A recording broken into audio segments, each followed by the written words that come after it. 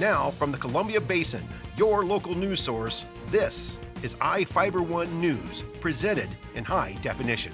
The #1 source for real-time local news, local sports headlines, and our very own Weather Center forecast covering the entire Columbia Basin. With your iFIBER 1 News team, reporting news in real time as it's happening. From the iFIBER Communications HD broadcast studio in Ephrata, Washington, this is iFIBER 1 News, and it starts now.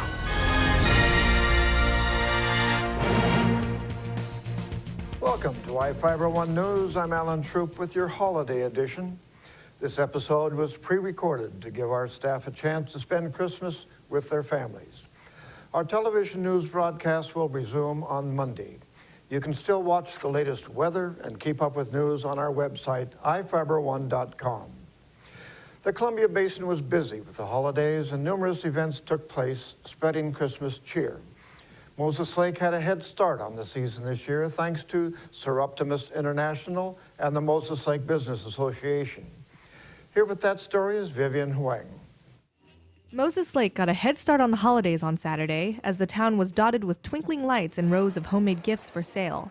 Sir Optimus International of Moses Lake hosted their annual holiday bazaar at Moses Lake High School, an event that has been growing for more than 50 years. It's evolved over the years. I think we started out with like 10 or 15 vendors, and she's had... I think today I have 70. It's a fundraising project for Sir Optimus. The money goes into our fund to help with scholarships, care for kids, food for kids, a lot of different fundraising for service projects that we do. Well, I think it's just a wonderful event. We have wonderful vendors that participate with wonderful items, and I think it's been another success for us. Yeah, I really do. We're not out to make millions of dollars by any means, so we make it reasonable for our vendors to be able to participate, and I think it's gone very well today. Over by Sinkayu Square, the Moses Lake Business Association held their annual holiday street tree lighting. With music by local band Cover Story, the trees of 3rd Avenue were lit with the help of families who came out to the yearly tradition. Part of what we do and the funding that we get to help support our downtown is by decorating downtown. We put up the wreaths that you're seeing here on the poles and lights all the way down 3rd and spread out all the way through Laketown Landing as the decorations.